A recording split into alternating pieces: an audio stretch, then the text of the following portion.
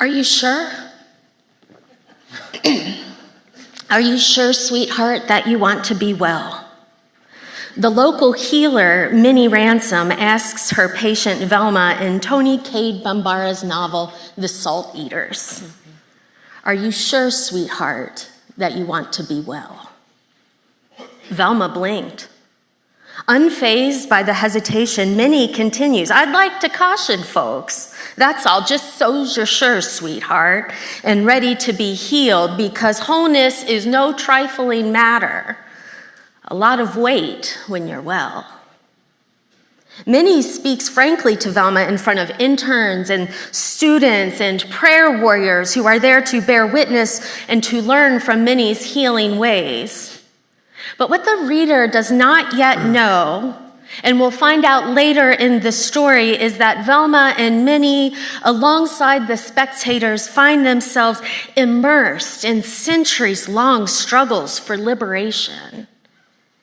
And it is their African faith that they practiced in the American Deep South that guides their quests for healing.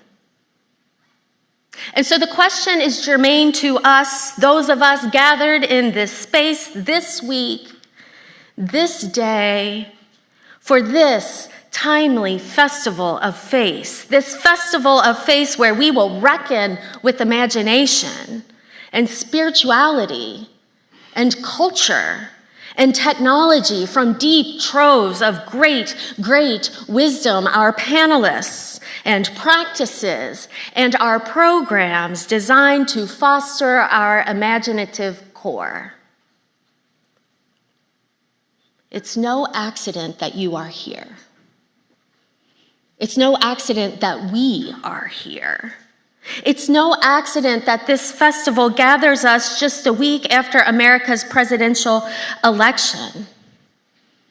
And in the midst of political division, Dean Deborah Mumford of Louisville Presbyterian Seminary prophetically says, people of faith must be willing to do more than offer thoughts and prayers. They need to advocate and to work diligently on behalf of others because our faith mandates it. Friends, we are here because we must be here. We are here to educate and interrogate and explore our imaginations so that we might contribute to the healing of ourselves, of our country, and our world. Are you sure, sweethearts, that you want to be made well? We might blink like Velma. And then we do well to consider the weight of what it means to be made whole in the presence of the divine. And we nod, and we position ourselves for healing, and we wait when it is time to be still. And we act when it is time to move, and we hope always for something better. We imagine through faith that all things, interconnected and interlaced, work together with compassion and grace for healing and goodness and wholeness and consolation and restoration and reparation. It's in her book, Returning Home to Our Bodies, that somatic educator and artist Abigail Rose Clark prophetically writes, we may not be made for these times. Who is made for apocalyptic horrors? But we are made to live. And life has an incredible track record of finding a way. And isn't that the truth? Clark explores the realm of embodied imagination, movement as emotional experience and relationship with one another and the world we inhabit. She provokes us to become like children in how they imagine freely and yet concretely. She writes, just as our memories and our traumas live in our body, so too can our imagined futures. So friends, imagine with me. Imagine a cessation of the rigid binaries that polarize us and seek to reduce our complexities as human beings to something ordinary. Imagine with me the fantastic boundary pushing that artists bring to this cultural space and beyond through the course of this festival. Imagine with me societies that model our dreams for inclusion and equity, technology that uplifts and connects rather than minimizes and deceives. Imagine with me at the core of it all, divine love, who shepherds us with intuition and intrinsic kindness. Imagine with me justice and love. Are you sure, sweethearts, that you want to be made well? Then let us imagine it together.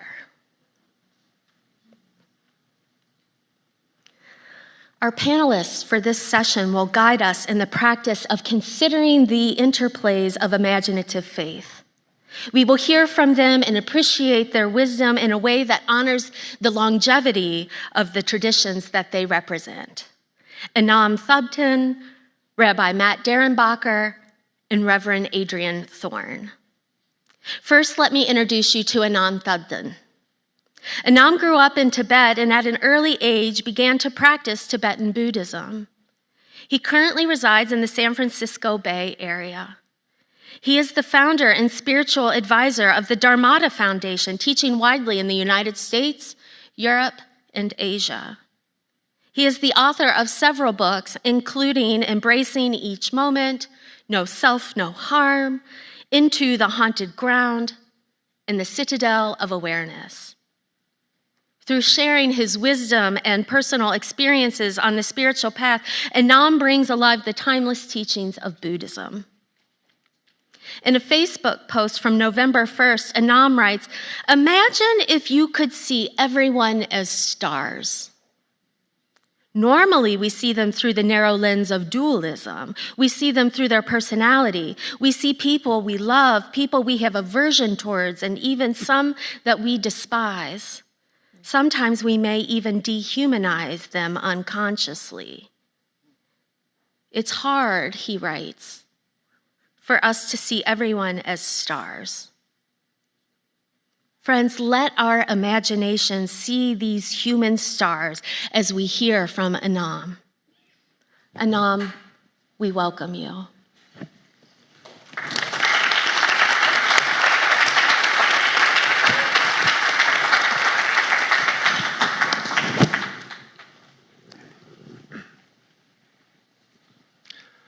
Hello, everybody.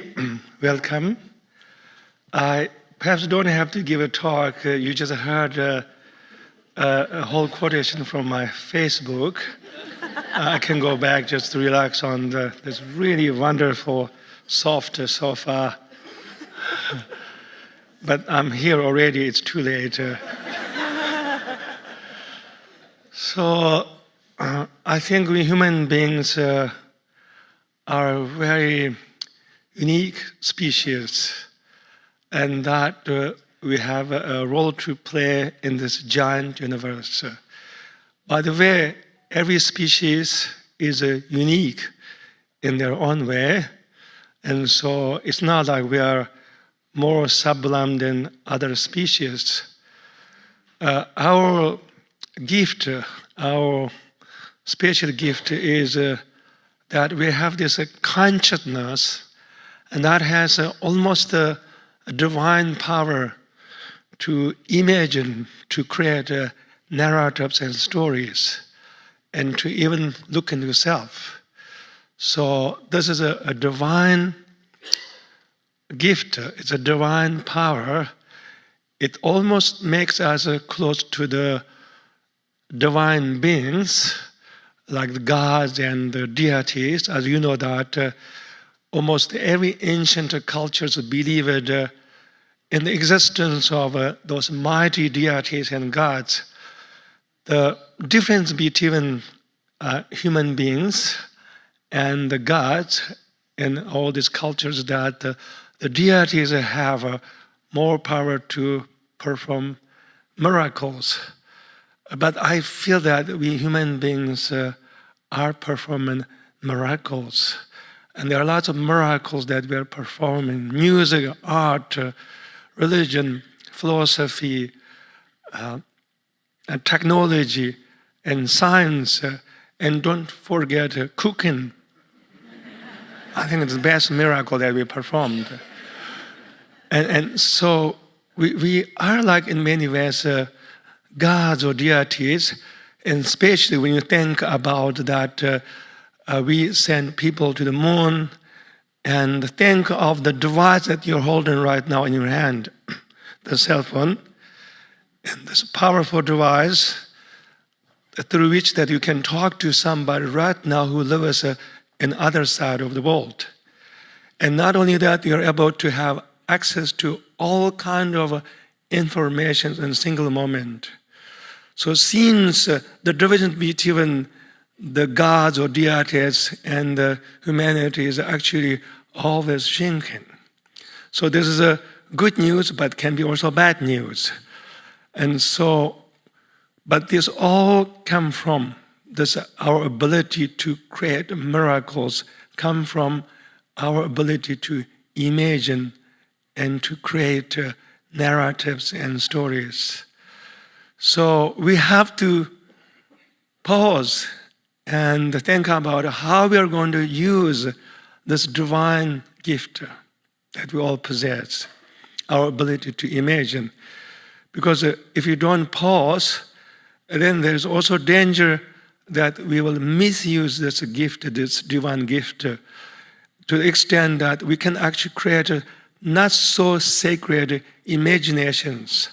And that can create more division among each other, creates war, violence, as well as also xenophobia. And therefore, we are here together to talk about how we are going to utilize this divine gift in most beneficial way. This is where the conversation on the sacred imagination comes into being. So as a Tibetan Buddhist, I can talk about the sacred imagination from the doctrine of Tibetan Buddhism, especially the ancient tantras, which is all about sacred, because they invite us to see that the fundamental nature of everything is actually sacred. By the way, this morning I came across this beautiful quotation from Thomas Merton, which you put into the book. It's really about recognizing that there is a sacredness in each of us, and that is a foundation of who we are.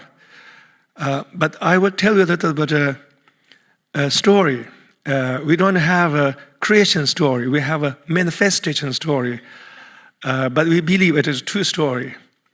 Especially the Dzogchen Tantras invite us to imagine the beginningless beginning of this existence, which has no really beginning, but invite us to imagine that the consciousness, not a universal consciousness, not individual consciousness, purely consciousness was sleeping in this womb of a divinity, and suddenly this consciousness, she wakes up, and then she began to experience being aware of self, and also she begins to experience colors, and this fantastic manifestation of colors. They talk a lot of colors, and sometimes she recognized that these colors none other than her own display, so the consciousness becomes enlightened. That's called the primordial enlightenment, which is depicted by these images such as primordial Buddha, the Samantabhadra Buddha. So it tells us that everything comes from something so pure, divine, the consciousness, the divine colors, and so forth. And then the Buddhist Tantras invite us to see and even imagine that this universe, this world is not ordinary realm, rather a mandala, sacred realm. I heard that somebody coined this term a Buddhaverse instead of universe, Buddhaverse. So this is a Buddhaverse. We are just hanging around in the Buddhaverse. That's what we are doing. It's quite simple. There's no mystery about who we are and what we're doing. We're just hanging around in the Buddhaverse. That's too bad, right? We just have to listen to more music and dance instead of fighting and arguing with each other. I think that should be the precept of the festival of faith. Do you have a precept?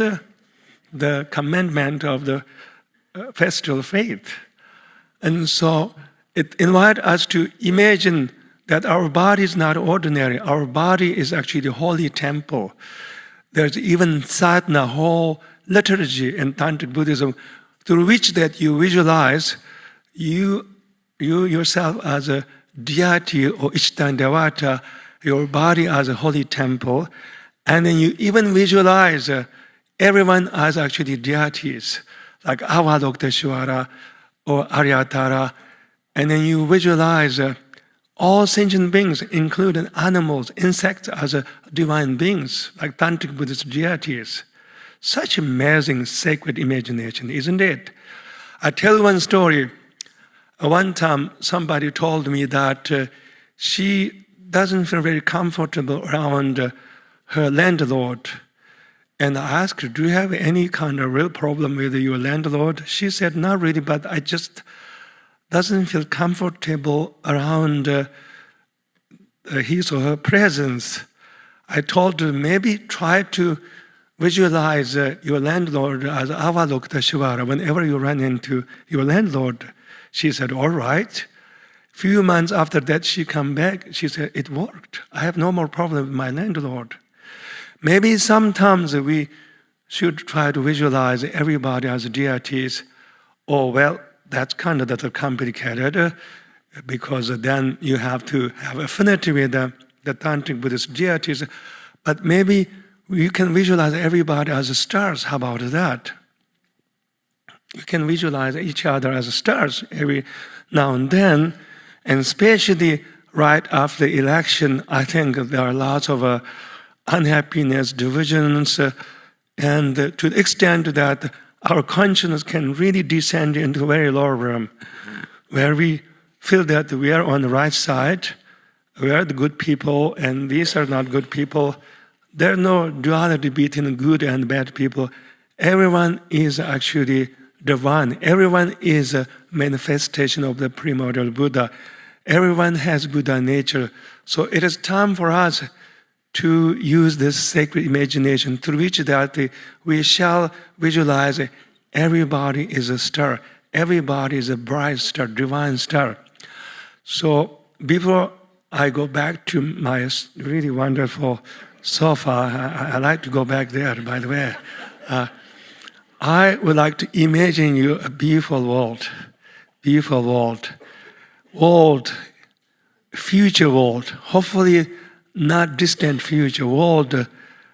I'm not saying that we should visualize some kind of planetary society, but I would like to invite all of you to imagine someday maybe us, maybe our children, or maybe their children are living in a world where humanity treat each other kindly. Humanity see divinity in each of us, and where there's no war, and there's no xenophobia, there's no religious war, and there's no sectarian conflict, and there's no famine, and there's no poverty, where everybody is celebrating this world, this beautiful world, where everyone is empowered, and where we are worshiping one God, and that God is called love. Not a Christian God, not a Buddhist God, but the universal God, which is not even being love. And where everybody spends lots of time dancing, how about that? And singing lots of songs too, why not? Thank you, everybody.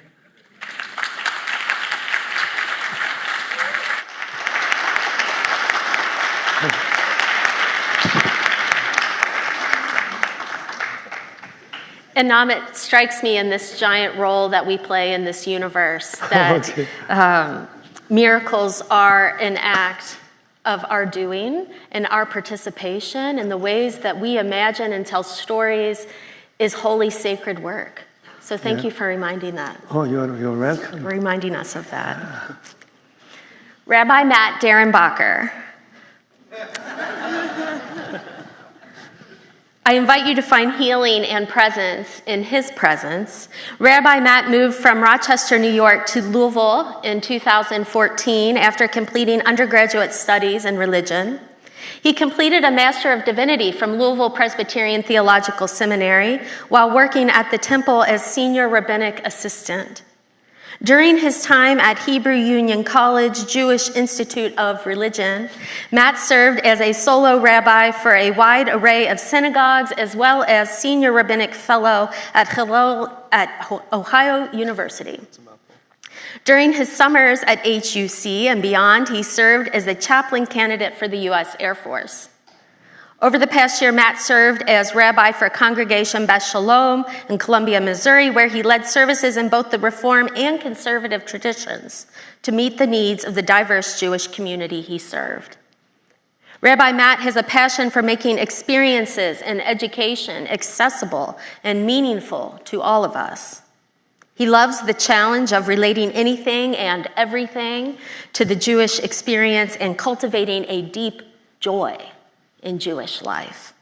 He and his wife run a rescue for dogs with challenging medical conditions called Luna Bell's Moombos. Join me in welcoming Rabbi Matt.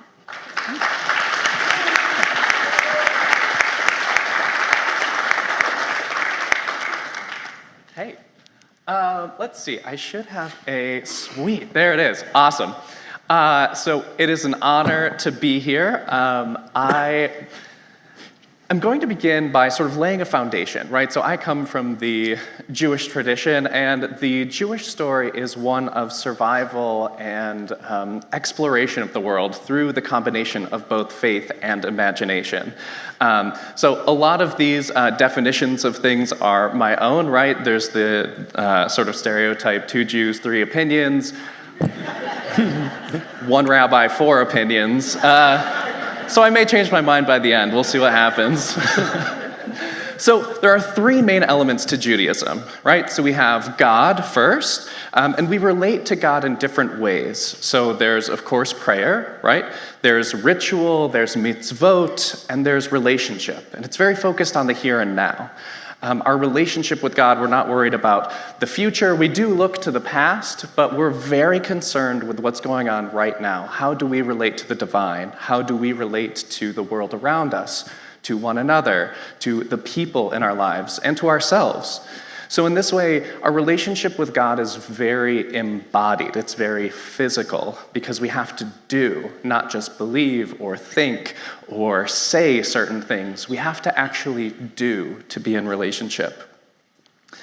The next sort of pillar is the Torah or the Pentateuch or the 5 books of Moses. So that's Genesis, Exodus, Leviticus, Numbers, and Deuteronomy. And each year we read the entire Torah over and over again. So we begin at the beginning with the creation story, which we'll talk about in a minute, and we end with the, spoiler alert, death of Moses atop Mount Nebo, and then we start over again.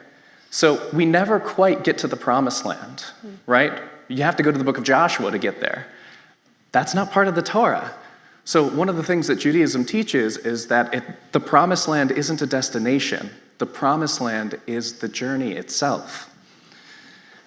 And then we have peoplehood, right? So there's this understanding in Jewish tradition that we are a unique people. You've probably heard like, oh, the Jews are the chosen people, right? And that's, there's sort of a misconception there, right? It's the Jewish people aren't chosen because we're special in any way. It's because we have a special responsibility to interact with our world responsibly. Everyone in Jewish tradition, Jewish or not, is inherently good, and everyone gets to go to heaven at some point, at least according to Jewish tradition. But we have an extra responsibility to live through Torah. So a little bit of history, right? So foundations in Torah, the entire book of the foundation of the Jewish people is a story of imagination. It's this beginning from creation through enslavement in Egypt, through wandering in the desert for 40 years, and really trying to figure out who we are as a people, how we want to interact with our world, and how we want to be in relationship with our God. And then as we get to the rest of Tanakh, so we get to the prophets and the writings, we begin to imagine a better world, right? A lot of the prophetic writings, Isaiah, there's a very famous one, Lo yisagoy al goy charev, lo yimadu al milchama, right? Nation shall not lift up sword against nation, nor shall they learn war anymore. There's a recognition as early as the prophets and the writings, and actually even back in Torah, there's this recognition that we need to pursue a better world. And then we have the rabbinic writings figuring out how we want to interact with our world in the modern day. So imagination in the Jewish experience, we have prayer, ritual, and holiday as vehicles for imaginative identity formation. The Amidah, which is our standing prayer connecting the present with the past and hope for a better future. The Passover Seder, reliving the story of our ancestors every year. And Sukkot, which is a pilgrimage holiday where we actually celebrate the harvest. And our prayers change from praying for dew to praying for rain. We have two different types of Torah. We have the written Torah, the texts as we have them today, so Torah, and then the oral Torah, Midrash, imaginative rabbinic stories that fill the gaps of the written Torah. So at the very end of the Torah, when Moses dies on Mount Nebo, it says, he dies al pi Adonai, by the mouth of God. Weird. So the rabbis say, no, that was on purpose. We read the Torah in a cycle every year. So as Moses breathes out his last breath, God breathes that breath in and turns around. And in turning around in that cycle of Torah, that ruach, that is that spirit, that breath, that wind that is over the face of the water in the creation story, is actually a combination of God and Moses, of God and humanity. The imaginative work of creation, of doing between us and God constantly. Judaism is very embodied, right? We have a special relationship with food, with ritual items. There's choreography of prayer. If you ever happen to be in a synagogue, you'll see some bending and bowing for certain things out of respect for God. And we have special objects for holidays. And then we honor and learn from the past to build the future that we deserve. So we need to have some courage, right? In each generation through the Jewish experience, that generation has to have the courage to imagine a better future and to fight for it.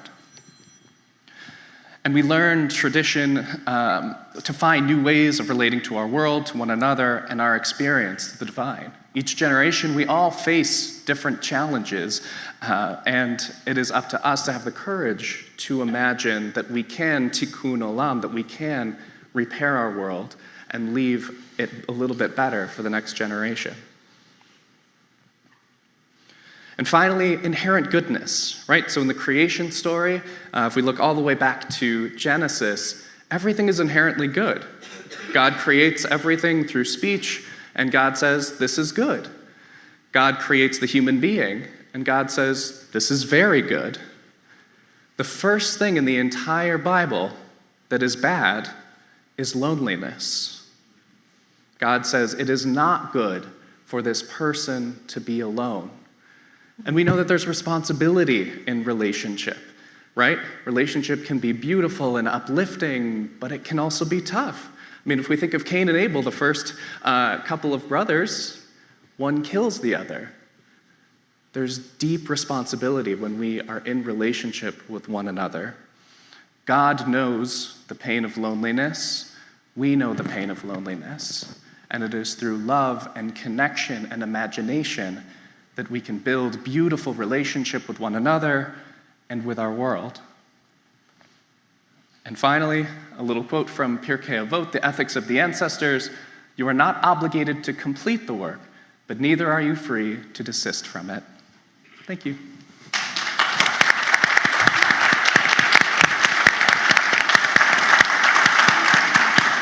Thank you. Thank you. Rabbi Matt, I think one point of that relates so readily is the story of survival and loneliness, and that the journey is the promised land, and that all of that, to survive in those spaces, requires our sacred imagination. Absolutely. Thank you. Our next panelist is Reverend Adriene Thorne.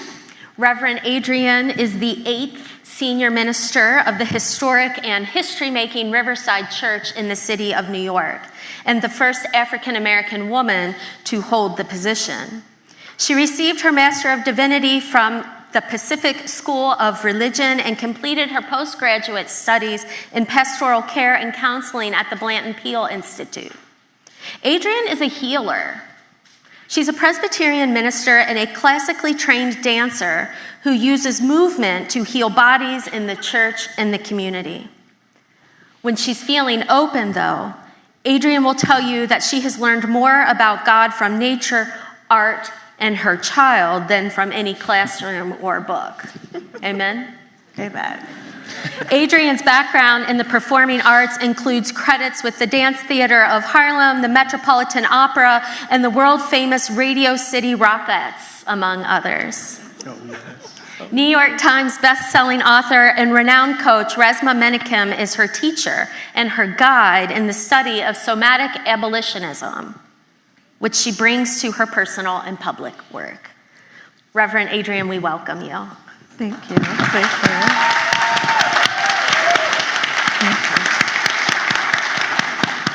So I wonder if we could turn the house lights up. I just like to see people. I'm not on stage anymore, so this is very stage-like. I'm in a church, and usually I can see people. So I'm wondering, is it possible, or will that mess up your recording? Okay. Okay. And while we're working on it, I'm going to ask if we can begin with a hum. You may or may not know that vibrations, humming, singing, laughing, is very settling and grounding for our individual bodies, but it's also grounding for the collective body. So I'm going to ask if you would inhale, and on the exhale, we'll hum. So here we go. Inhale.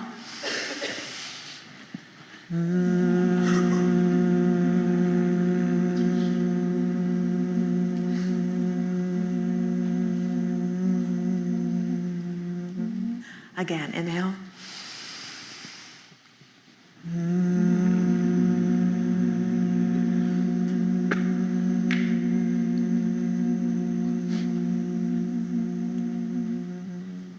One last time.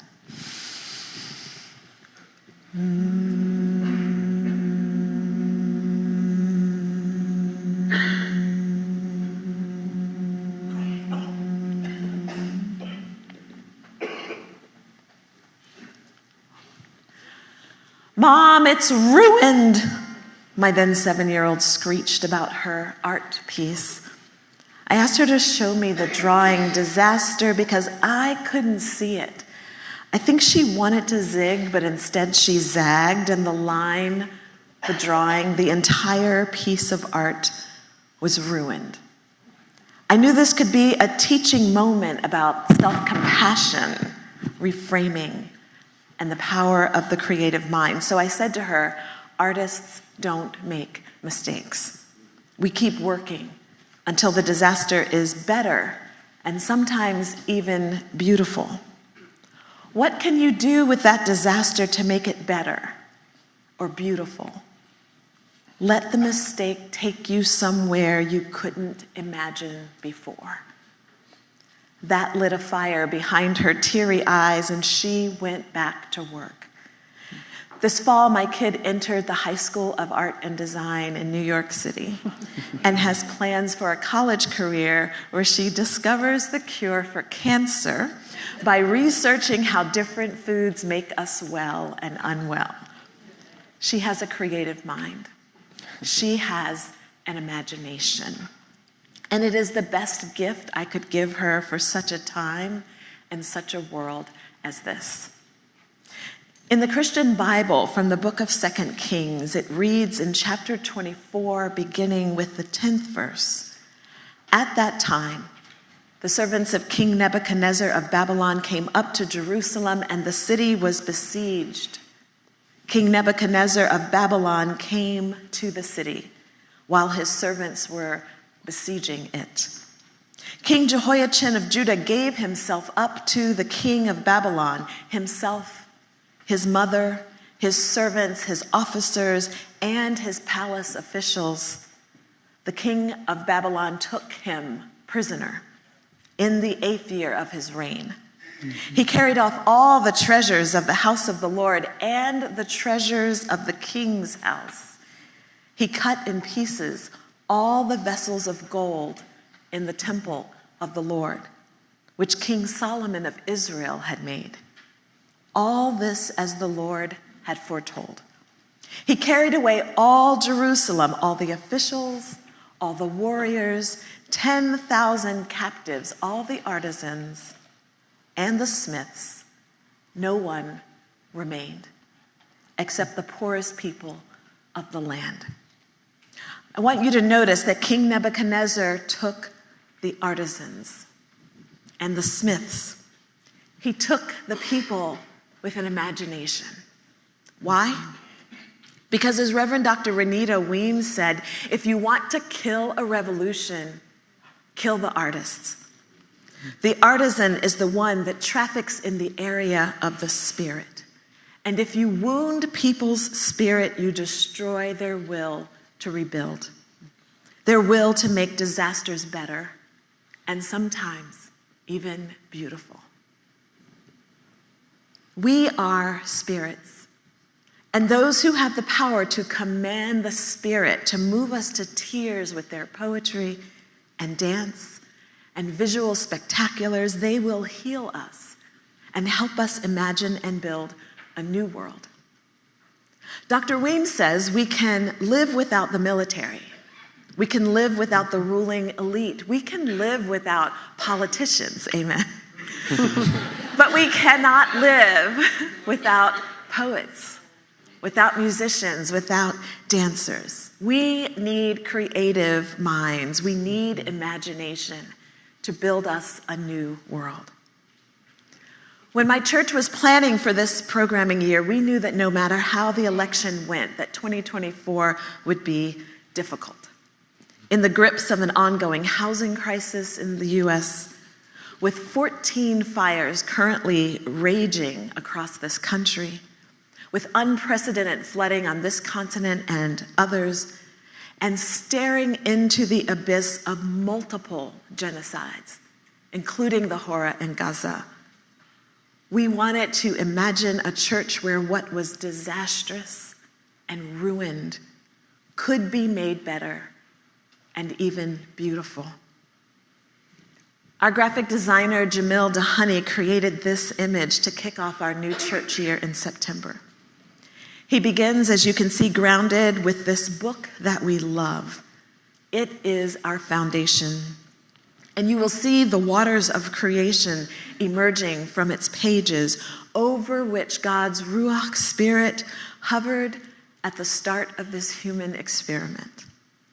And of course, our Christian story begins and ends with a tree. One, the tree of life, lives in a garden, and the other, also the tree of life, by a stream. It possesses leaves that are for the healing of the nations. You will see also our church emerging from the pages, an acknowledgement of where we come from and how we ground our work of love and justice. You want to take a deep breath when you see this image. You want to step into the story and be a part of its big, juicy possibilities. More than any words I could preach, this image takes the roof off our minds and opens our hearts. When my community looks at our nation, our discourse, our civic engagement, and they cry like my daughter, "Pastor, it's ruined," I say, look at this. Look at us. Look at our neighbors and imagine a church that will do and be together in a way that makes things better and maybe even beautiful. We love artists at Riverside Church. And I have said for years since the outbreak of the COVID virus that this is the moment for creatives. This is the moment for those with the tenacity and creativity of a parent with a 4-year-old. When my kid was 4 and we were heading out to the doctor one morning, I asked her to brush her teeth, and she replied, "No, I brushed them yesterday." If you've ever been in a stalemate with a 4-year-old, you know you will not win if you are racing a clock. So I said, grab your coat, let's go. Our current moment calls for the improvisational, the nimble, the willing to let go of the small for the larger good, the joyful, the holders of a bigger picture. Her teeth were not going to fall out with one missed brushing. So how do we help the world be willing to let go of the small for the larger good? The push to go backwards is an understandable drive, but one born, I believe, from fear. The Hebrew people wanted to go backwards, back to Egypt, back to enslavement, back to where they thought they lived a good life. But we can never go back to before. We cannot make things great again if that means returning to a distant past. We are not those people. This is not that time. We can only ever move forward. And artists help us to see many different ways forward. Revered author Toni Morrison said this about difficult times. They are precisely the time when artists go to work. There's no time for despair, she said. No place for self-pity. No need for silence. No room for fear. We speak, we write, we do language. That is how civilizations heal. Artists keep working until the disaster is better and sometimes more beautiful. And so Jamil created one last image for us, acknowledging the sheer audacity of our vision, because we have been and are being conditioned to throw our hands up and give in. We are being conditioned to be okay with mass death, with the separation of families at the border, with the rape and pillage of Mother Earth, with children dying from hunger. The tragedies around the world are rehearsals for future tragedies. We are being tested, poked, observed. Will they take this? Will they protest that? Can we overwhelm them with so much ruin that they just turn away? The answer from the artist is always no, because we imagine the impossible. We are always looking for, dreaming of a way out, a way in, a way over, a way through, a way around, a way forward. Always a way forward into God's preferred future where all are loved and fed. A way closer to the garden and back to that tree with its leaves for the healing of the nations. It is our prayer that the world will imagine the impossible with us. Amen. Amen.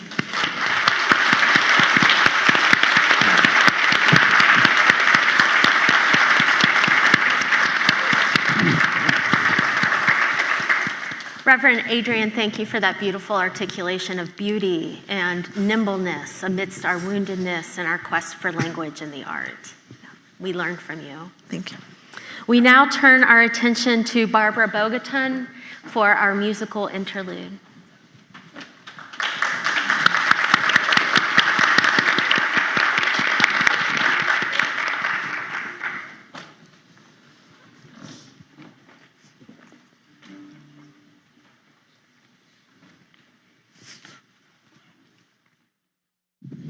Good morning.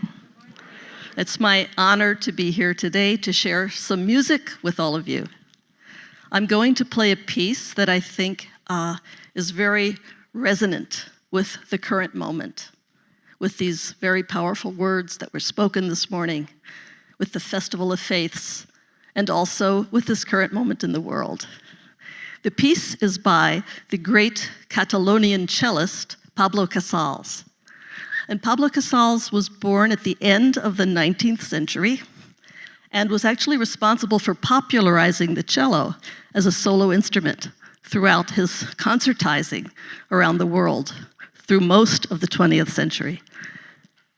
This piece I'm going to play is called Song of the Birds. And Casals wrote this piece for a speech and a performance at the UN that he gave at the end of his life, well into his 90s.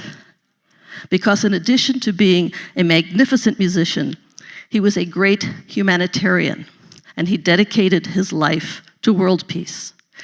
He left Spain when the fascists came to power in the 1930s and vowed never to return until freedom and democracy had returned. In this piece, he has the cello imitate the sound of birds. And for Casals, this piece reminded him of his homeland and it representing his longing for peace. And when he spoke at the UN and played this piece, he implored the world leaders to recognize our common humanity and to work toward world peace. I'm going to play a little introduction to the Song of the Birds, which is a piece also written by Casals called Pastoral. And when you hear the cello imitating the bird chirping, you'll know that's the beginning of Song of the Birds. It's heartfelt music by Pablo Casals.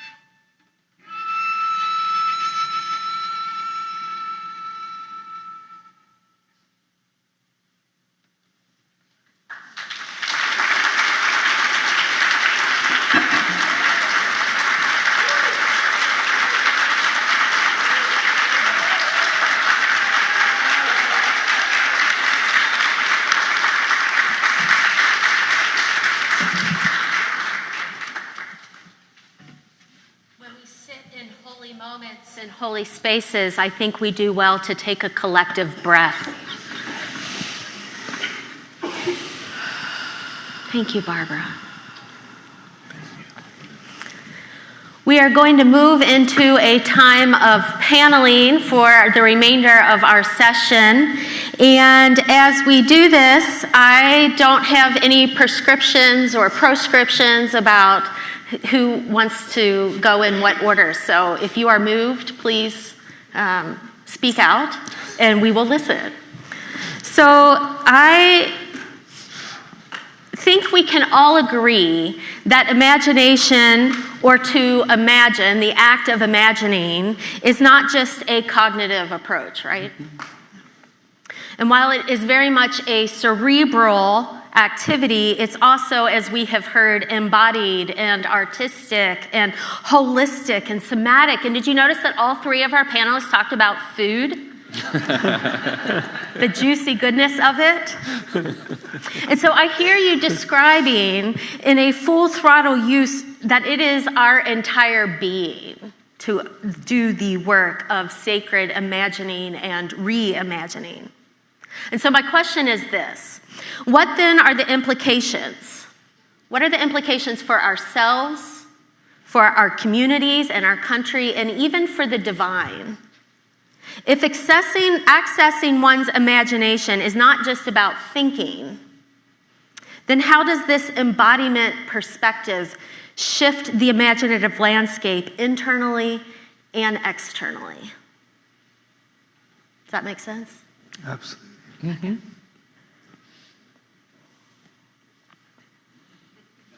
All right, I'll kick it off. Why not? Why not? I think one of the main things we need to, I don't like to use need, I think something we're invited to do, especially in the Western world, is to get out of our heads, right? The first thing that we do whenever we're presented with a problem or learning something or a relationship, right? We think, and then we tend to overthink, right? We don't allow ourselves necessarily to feel or to be or to do. So I think there's a major invitation to sort of reignite a relationship with our bodies, right? Being physical beings. Like that's what we are. We aren't just spiritual, we aren't just intellectual, we aren't just sort of these little facets of existence. Like the entirety of existence is within us, and we are a physical being. So to reclaim a relationship with our own bodies, it gives us more agency in our world, and it helps us be more intentional in our world, right? It helps us interact with other people a little bit better when we can recognize, I'm a body, you're a body, I'm a spiritual being, you're a spiritual being, I think, you think, I feel, you feel, wow, this is great. These are a couple of universes, like, mashing into one another and forming a relationship. It's beautiful. So I think if we can begin with the relationship with self, it can help our world feel so much more beautiful to us. Thank you. I would add, I think also, in complete agreement, our relationship with one another. We had an amazing multi-hour dinner last night. How often do we get to sit in community and break bread for hours? Right now we've got like our queue of Netflix things that we're gonna binge watch.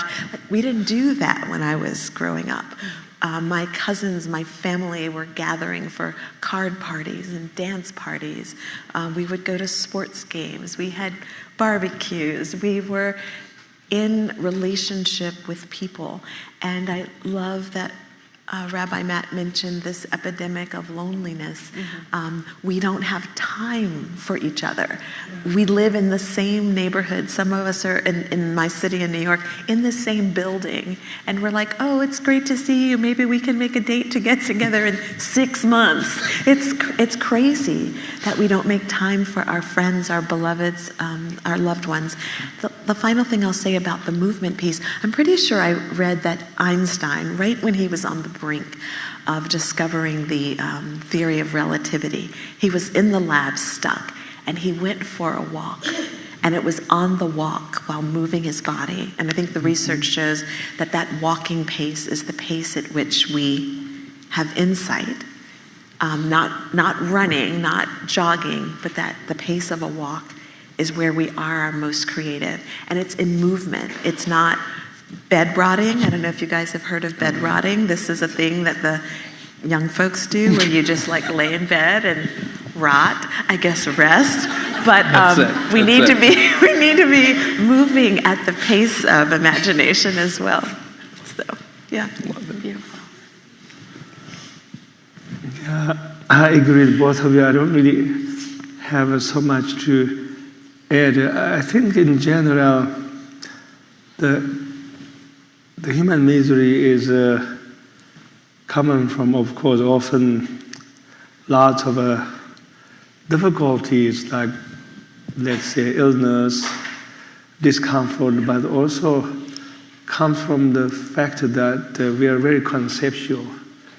I think human beings are very conceptual, which is very wonderful, but there's a price that we pay, and that is that sometimes I think when we are disconnected with the body, from the nature, from the people, then we really go into our head, and we start to create all kinds of stories. Some of the stories are not very kind towards oneself. Like, I'm not good, I'm inadequate, I'm not beautiful, I'm poor, etc. We can be really harsh towards ourselves, or we could just have all kinds of wild stories in our head that basically brings us down. And therefore, I think lots of human suffering comes from because we're so conceptual. Yeah. And therefore, as you both spoke about food, right? And music and food. This morning I woke up and I had a really nice breakfast. It was wonderful. And I looked around and I realized that there's so many things I can just appreciate. The colors, the flavors, the textures. I can just look at the English muffin, right? I think muffin, maybe not. Bread. I can just look at that for a long time and just see how amazing it is. I can write a whole poem. Yeah. You know? Yes. And it makes you feel very ecstatic. And therefore, I do not mean we should not be conceptual. We have to be conceptual sometimes. That's how life works. We have to think, we have to strategize, we have to create, we have to reflect. Otherwise, this human life doesn't work, because human life is really very complicated. Just to survive is complicated. Unlike other species, it seems their life is very simple. Our human life is very complicated, and it keeps getting more and more complicated.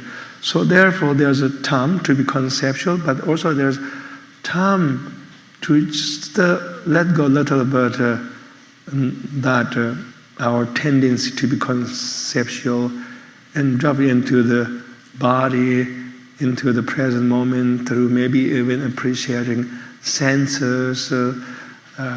Could be food or music or sunlight or just maybe spirit of a community. Or maybe you can just light a candle and look at it, or maybe you can sing a song, or maybe you can just look at this lovely flower, or you can even feel the sensations in your body. There's a whole practice in Buddhism about sensing your body, like sensations in your feet. You just pause and feel that. And these things can help you to be unhooked from that thinking mind. And then what you experience is a sense of spontaneous joy. And also, I think those kind of spontaneous joy have a power to heal us. One thing that strikes me is that in the work of paying attention, to see the nooks and crannies of the English muffin, Yeah, it was to English muffin, notice no. the colors of the flowers and this beautiful centerpiece here, which is handmade from paper. To feel and reflect on the sunlight as it shines on us, to move from the conceptual to the concrete, we often have to slow down. Yes. Yeah. And there is this myth of urgency in our culture today, and grind culture.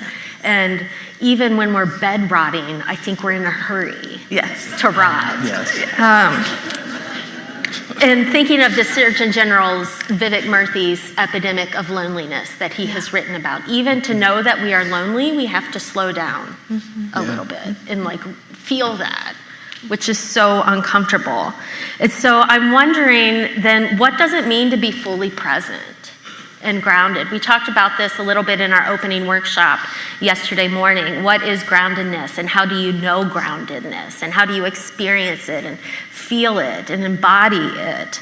And so I wonder, for amid all of the realities that we have named and the ones that we haven't named, like climate change and misogyny and dominating power structures and war, and right, we could spend the whole rest of the festival naming all the isms.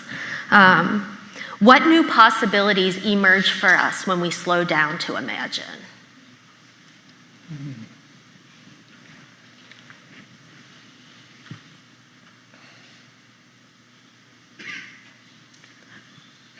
I don't know if there are necessarily new possibilities. What comes to mind for me is there's a lot of ancient things that I think we've lost track of because of how quickly we're moving.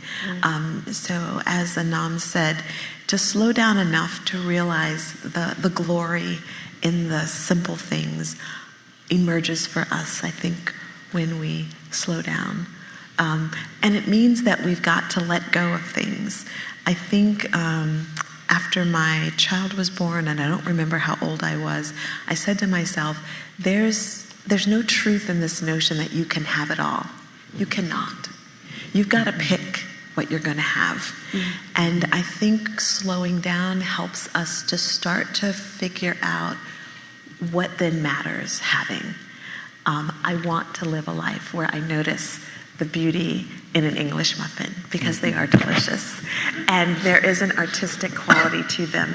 And to notice the beauty in all of what is around us, even walking into this building and noticing the architecture, turning the house lights up and seeing the beauty of the diversity of this group. But if you're grinding, if you're hustling, if you're multitasking, you miss all of that. And you miss yourself. And I think you miss the gift of the life that you've been given. So I think the slowdown for me just spins me back into what is true and ancient and always there. Thank you. There's a little section in the Jewish prayer book. It goes, entrances to holiness are everywhere. The possibility of ascent is in all places at all times. There is no place without the presence, right? So there's the opportunity for holiness is found in the most unlikely times, in the most unlikely places. But in order to discover that, we have to slow down, right? So finding the holiness of the grooves and the ridges in the English muffin, right? Finding the holiness, finding God in an English muffin. Why not? Why not?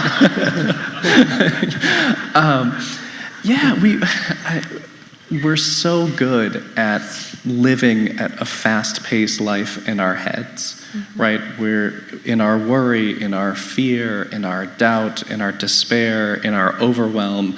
We're just going and going and going in our minds. And I think you're absolutely right. Even in bed rotting, right? There's this insane thing that happens where our bodies are completely stationary.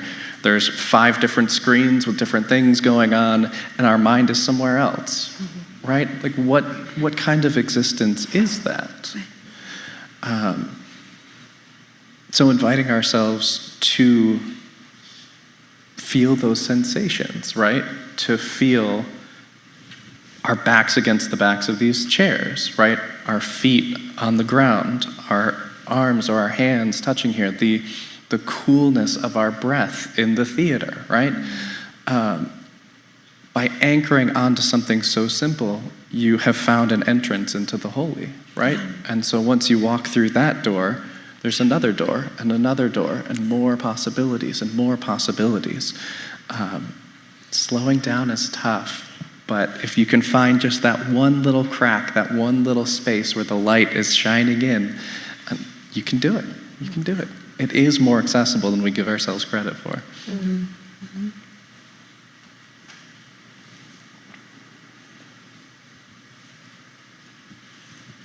Okay, I have one more question.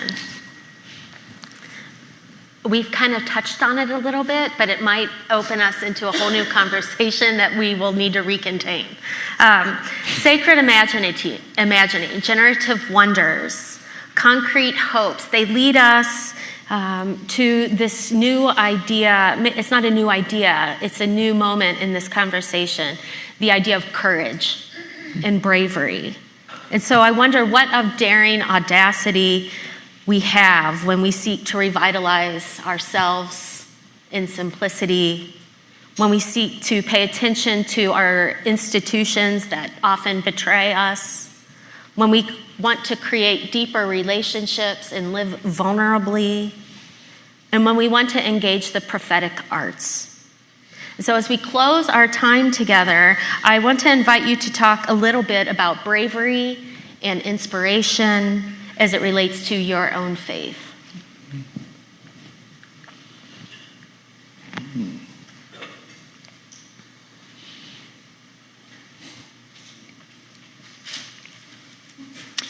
Bravery and inspiration as it relates to our own faith. That's such a good question. Oh my God. I kind of got into this a little bit with the Jewish experience, right? Throughout the Torah, through the rest of the Hebrew Bible, through the rest of Jewish history up to this point. It can be very hard to be Jewish in the world sometimes, right? Historically, up through the modern age, right? So in an element of expressing Jewishness and Jewish ways of relating to the world, to other people, to God, there is an element of courage there, right? And I think one of the most empowering things that not just Jews but anyone can experience is the courage and the audacity to just be yourself, right? We have all of these isms, we have all of these societal structures, we have a lot of things working against us, telling us who we are, what we believe, how we should act. And it takes a lot of courage to just be ourselves in the face of that, to be who we are unapologetically. It takes a lot of time, it takes a lot of energy, it takes a lot of faith. But I think the most empowering thing we can do is just be us unapologetically, because that allows us to be the healthiest, most inspiring, most beautiful versions of ourselves that we can be. And when we show up for others as our most beautiful selves, well, then that's just a recipe for a great relationship, right? Yeah. Thank you, Matt.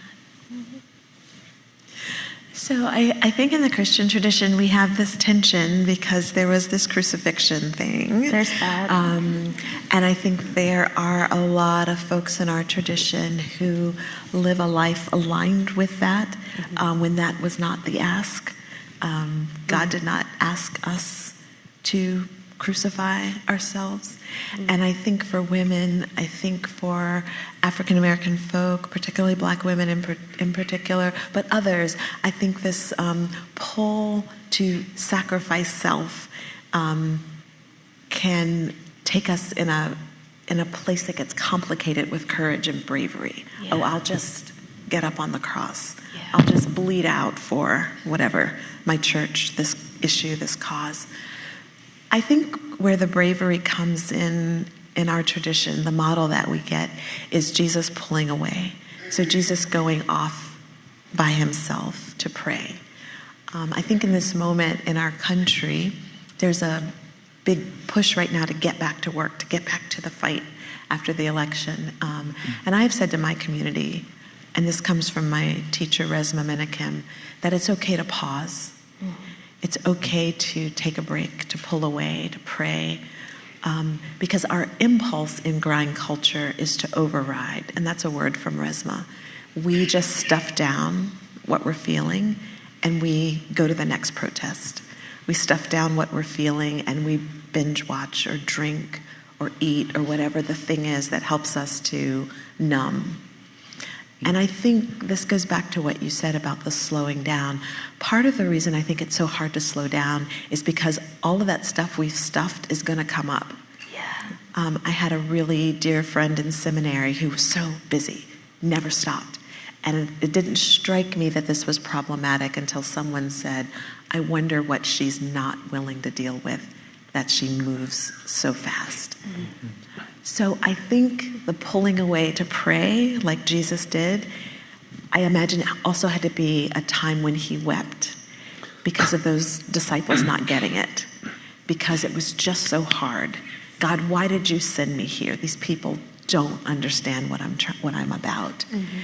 And I think we need that space as well, both to notice the beauty of all of the delicious things around us, but also to weep and to pray for what just is not working out. So, and then I think our courage and our bravery come from that place where we have like unearthed, prayed through, hopefully healed some of that stuff so that we can step into the next call to be courageous and brave. Otherwise, you're just dragging. Yeah. All that stuff with you. And we know how that goes. No, ain't nobody got time for that. It never ends well. No. Right. Yeah.